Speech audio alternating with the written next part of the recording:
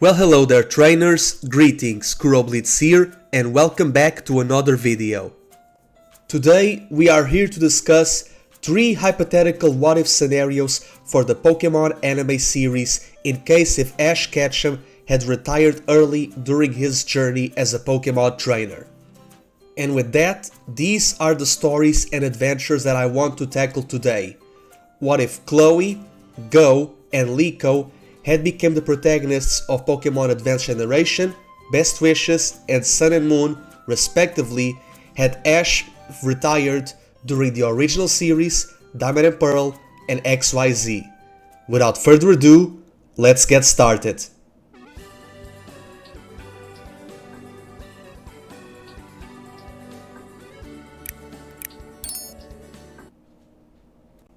So, this would all begin in the Hoenn region after Ash had retired from his adventures in the Kanto, Orange, and Johto regions by having accomplished not only the title of the Indigo Plateau, as well as the Silver Conference in the mountain of the same name. Meaning that in this brand new adventure, in this advanced generation, I feel like the best approach that they could have done was to make, Chloe the new protagonist for the Hoenn region and therefore giving us an early female protagonist right after Ash. It would kinda echo how we got Chris in the year prior with Pokemon Crystal, so I think it will be very fitting for this. As for Chloe's origins, I feel like she would be from Oldale Town. Given how both Brandon and May, they would probably be from, Little Root, like in the original games, and therefore it kinda gives Chloe, another city to have, the Cerise Laboratories, to not be in the same place as the Birch Laboratories, right? And given how in the anime we have the Oldale Ruins with the Relicanth, and it could also be tackled with the Regilore, given how Team Magma was there, I think it would be very fitting for, Chloe to be from Oldale Town. And given the archaeological research and development from that place, at least in the anime, I would like to imagine that when it comes to Chloe's main rival, I think it would be Roxanne. Roxanne is a scholar, she was the top student of the Rustboro Academy, so I feel like Roxanne could have been an amazing research rival for Chloe Cerise, or maybe even a bickering traveling companion. So you basically get, the banter of Misty with the rock expertise of Brock into just one character to basically be with Chloe all the time. And after Chloe's Hoenn adventure, I feel like Chloe would probably go around to the Sevi Islands in the southern of the Kanto region to basically have an homage and a pandering to the Generation 1 because of the Fire Red and Leaf Green remakes. And that way she could probably challenge, after the Hoenn League, she could challenge the Battle Frontier, and you would have the 7 facilities in the 7 islands. And given how Ash had a very tie with Ho-Oh, I feel like Chloe could be the one to have it with Mew instead of Go in this reality. And that way she could go to Faraway Island and she could encounter Mew, and I think it will be a very, close nod to the generation, because she comes from the Generation 3 region and she would come to a brand new archipelago that hosts Gen 1 and Gen 2 Pokemon. The ones that, got cut from the Ruby and Sapphire decks back in 2002-3. Now, when it comes to Chloe's team, I decided to give her both cats, legendary-wise, of Kanto and Johto, those being of Mew and Suicune, because of the whole thing about nature and purification of the world. Maybe you could have, Chloe have, besides research, be like a Shrine Maiden, a Miko of some sorts, and like do purifications going all over Hoenn, and learning about the land, sea, sky, maybe have a plot with the Eon Duo, Deoxys, Jirachi, because of wishes and shrines. I think that would be very cool. As for Chloe's actual team, she would probably, have Blaziken as her starter instead of May, and as for her other Pokemon, I can imagine a Delcatty, Flygon, Manectric, Chimecho, and Absol. I think this would be a very neat team. There is no grass or water types, so that would be the brand new innovation for this series. But there are mods that could, learn those set moves like, Delcatty and Absol, right?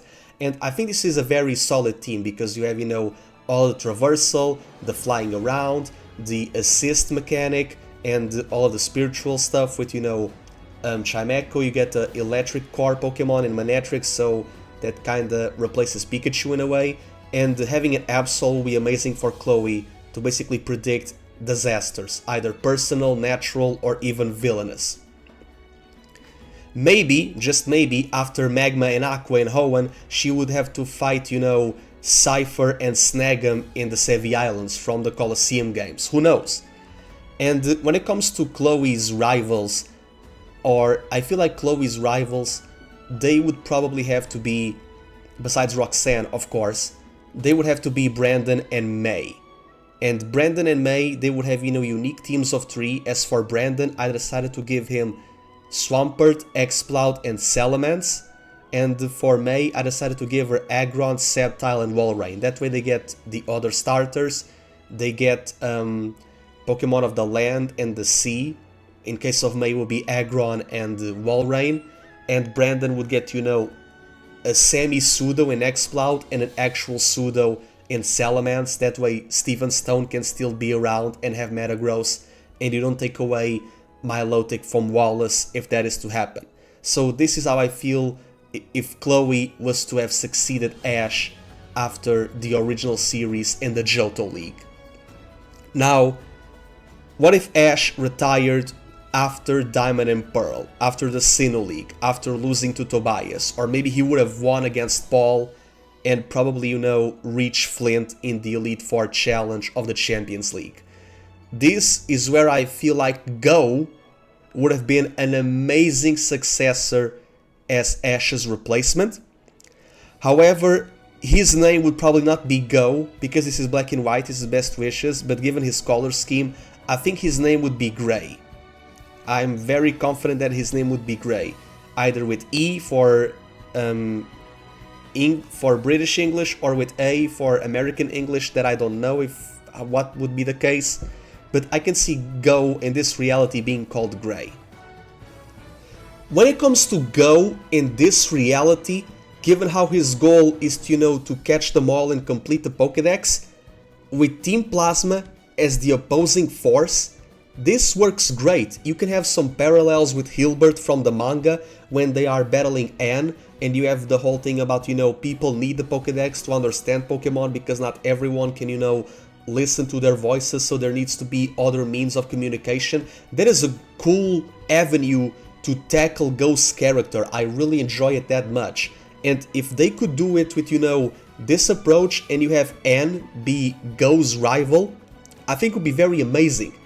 Especially considering that Goh's thing about collecting the Pokemon for the Pokédex, that could be very unique. Like, I can see this version of Goh being, a friend of Hilda, Bianca, and Sharon. They would be from Novema Town, and probably Goh would be from Accumula Town, where they do the Plasma speech in the Black and White games. And Goh would probably try to reach Victini, because Victini is the only Pokemon in the Pokédex that it's labeled as number 0. So it's kinda like a Unnovan version of Mew, but instead of collecting for data because of DNA, it's the Pokemon of Victory, so it would give a reason for this new Ash replacement to face the Unova League, right? It's a brand new land, a brand new horizon, we are not in Poke Japan anymore, so I think this would be very fitting. And the best part of it all is that Goh collecting the Pokemon from Black and White, once you reach Best Wishes Season 2, there is a brand new plethora of Pokemon for him to capture. And when it comes to that sequel, I feel like the Pokemon that he could get as a legendary capture, because of all of this fire within him and all this technological advancement, I think Eatran would be an amazing Pokemon for him to get. Maybe he could have family in Lantimus Town and could probably finally see Lantimus Town in the anime, and he could get Eatran there in Reversal Mountain. I think it would be very interesting if they do that. And Fire is something that I really want to akin Goh with, because it's basically a spiritual successor for Ash and Owo, and that way Goh would, oppose Anne's ideology, and besides the gym leaders, he would have to, battle the Plasma Sages. So this would be a great conflict for his character, for his emotional turmoil and development. This would be absolutely amazing, and I feel like the best way that they could have done this was probably to, if you want to wrap up Ash, use the last 13 weeks, the fall of 2010, to wrap them up, and then Goh would start in, maybe in January of 2011, or maybe give Ash a 6-month epilogue after Diamond and Pearl, because if he is to defeat Paul in the league and fight Flint and whatever, you would have to reach above the 200 episode mark.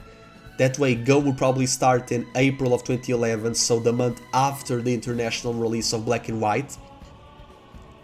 And with that, you would probably have, 15 months of Black and White content from April 2011 to June 2012, and 15 months of Black to White 2 content from July 2012 to September of 2013, before X and Y approaches. And if they really wanted to do this, they could keep Goh around, because hey, he captures Unova Pokemon for the Black and White Pokédex, and that way you can actually build upon the world machinations of the regional Pokédex, and Goh's idea of trying to complete the Pokédex could be more metaphorical than literal, in terms of, I want to write a brand new entry for every Pokemon that I can find. Maybe after the castle turmoil of Team Plasma, before they go from Templars to Corsairs, like maybe the energy of the dragons makes Pokemon from the other regions migrate to Unova, and then Goh has to re-challenge himself all over again.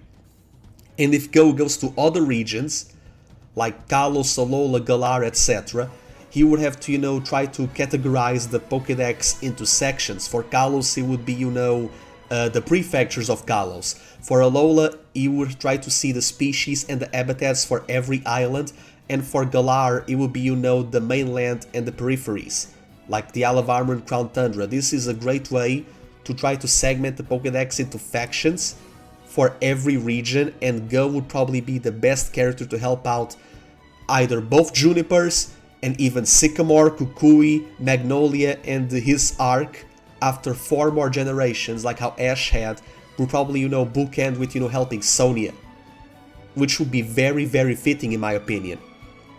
Now, as for Goh's team, given how he would pair up with Victini in the end of the story, and therefore have a strong bond with Reshiram, the Pokemon of True, because he wants to discover, everything about the world, what it's real, and have its ideology, so it makes sense for him to have Zekrom in this timeline.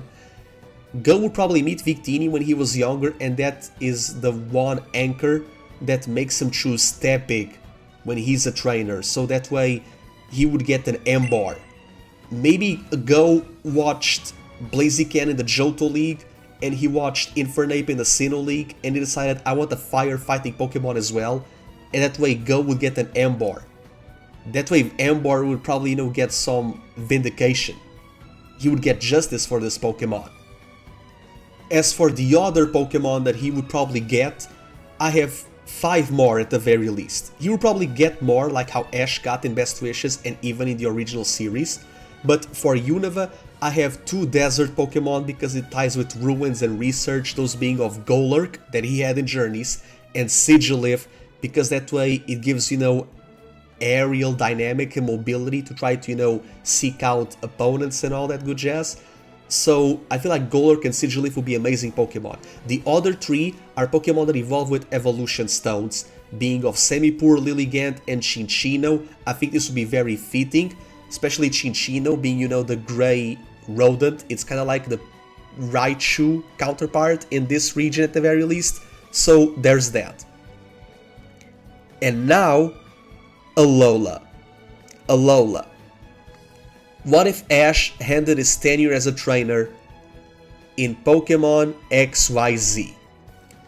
Personally, this would have to be a universe where the Sun and Moon games would be a Switch title upon the release of the Switch, right? So instead of being in the Nintendo 3DS for November 2016, it would be in March 2017, like Breath of the Wild was for Legend of Zelda. So for this, XYZ would have to have an epilogue of 20 episodes. That way the Alola series would start in April 2017, 20 years after the original series. And the Ultra stuff from Ultra Sun, Ultra Moon would have to be DLC.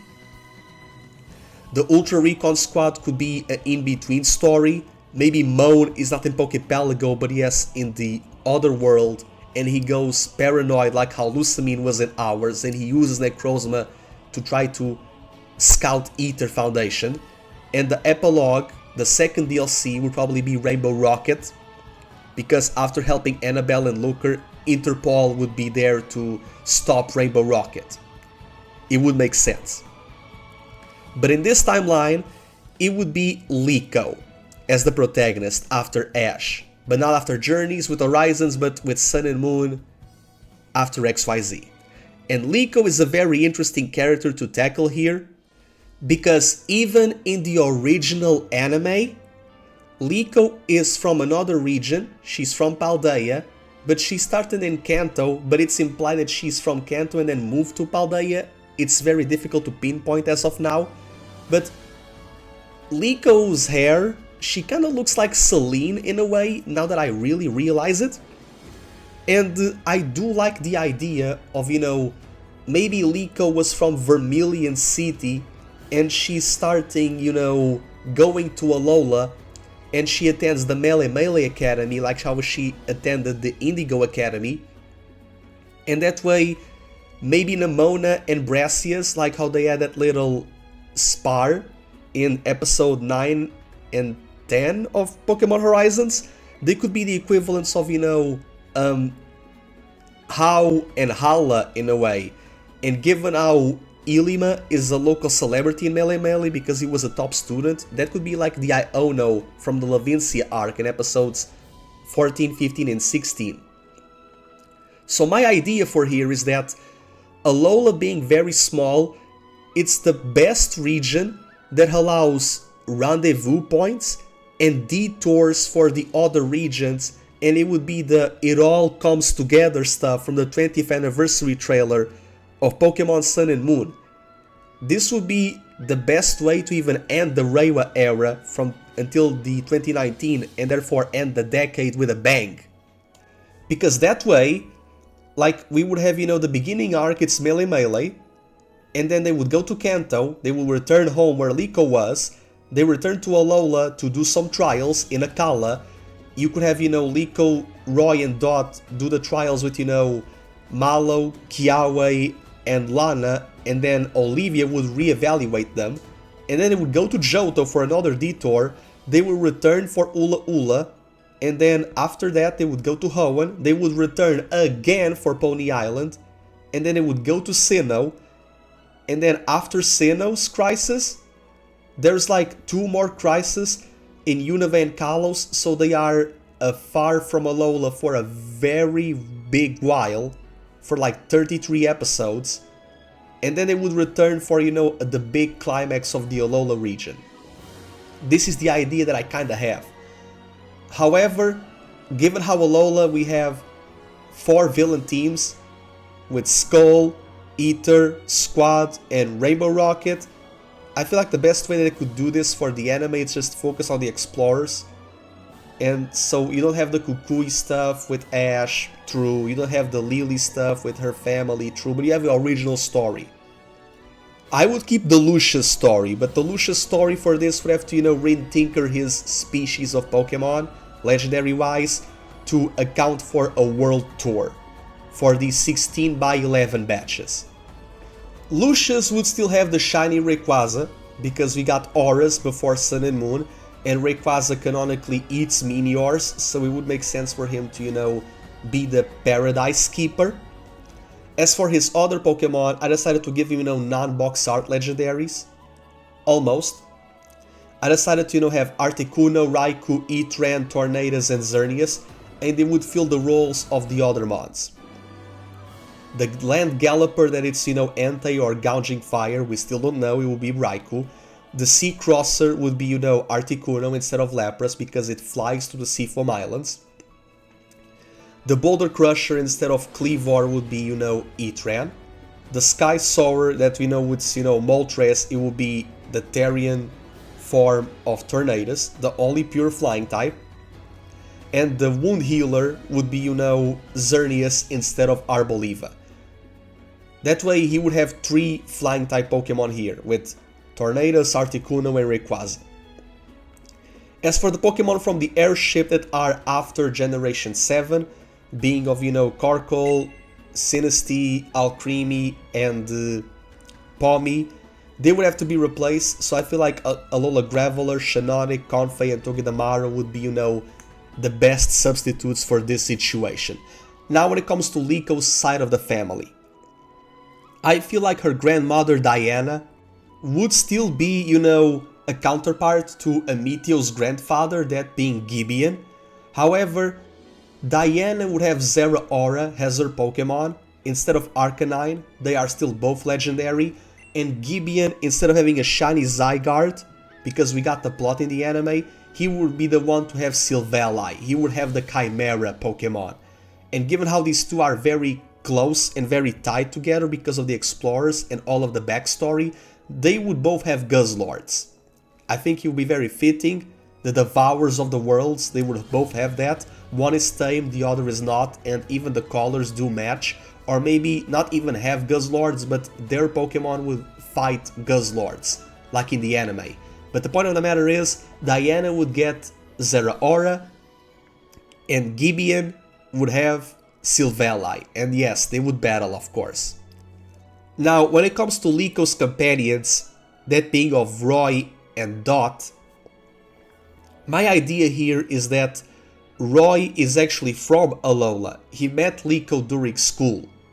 Instead of being from the Sevi Islands of Kanto, at least that's what's implied in the anime, he would be from Alola, so he would know Ilima and he would know Hau and Hala. Roy's Pokemon would be the birds. He would start with Rowlet. That would be, his Fuecoco replacement.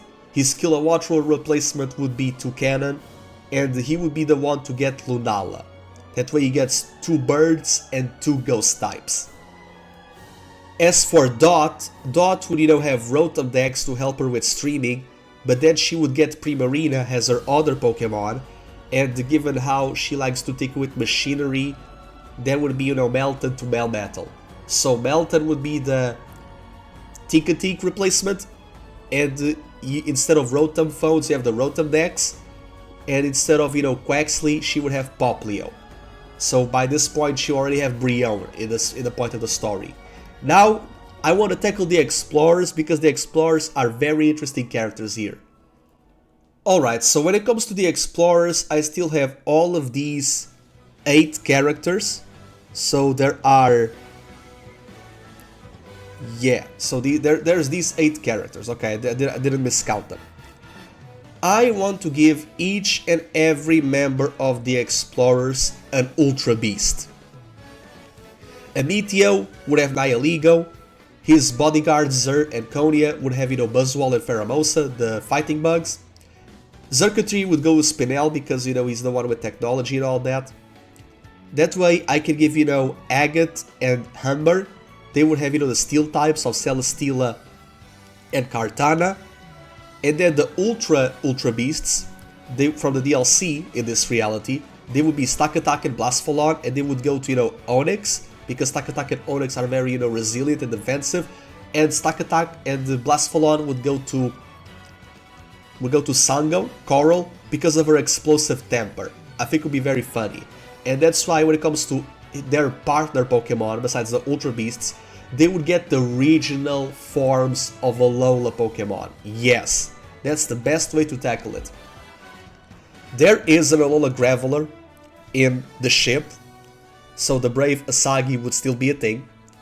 But I decided to give a Golem to, Sango, that way you get the explosive temper yet again, right? As for, Onix, I decided to give him a Sandshrew because it's a steel type like Stakataka.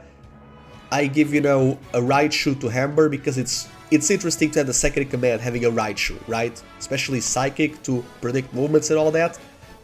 And since the light of Terrapagos would be replaced with the light of Necrozma, so Terrestrial will be replaced with Z moves, that way Hamber would have Stoke Spark Surfer, Freed would have a Charizard that will be the flying Pokéride Charizard, and his Pikachu, Captain Pikachu, would have Catastropika because of Volt Tackle. I decided to give, because of her hair, I decided to give Dugtrio to Agate, the cunning Persian would go to Spinel, and then I decided to give, you know, Marowak and Raticate to Zer and Konya. For a Meteor, it doesn't have any. A Meteor does not have any regional variants, but I decided to give him a Midnight Lycanroc, like Gladion had, and that's because this is basically the Ceruledge equivalent. And now I know that Liko doesn't have an Armor Rouge, but this is the team that I have for, you know, Liko when it comes to the Sun and Moon series. I decided to give Liko Solgaleo, Incineroar, Shiny Naganadel, Serena, Alolan Ninetales, and Dusk Lycanroc. Because we have, you know, we have Dot's mom. She has the midday form, so she's like the Olivia equivalent, even though Olivia is still here, and the Rockruff would still be, you know, for Murdoch. So, given how Roy gets 2 birds with the CGY and Lunala, Ghost-wise at the very least, not Burst, Ghost-wise. So Liko gets the 2 felines, right? She gets Litten, kinda like Sprigatito, and Terrapagos will be Nebby. That would become Solgaleo. And that means that Hatena and Hatterene, now it's a Hatterene. Hatterene would be, you know, like Poipole, like to Naganadel. And it would be shiny because I said so. And given Liko's heritage, she would have a regal Pokemon like Serena. She would have, you know, the Ninetales, given how the other Explorer has a Sandshrew. I think it would be very fitting to have a Kanto Pokemon.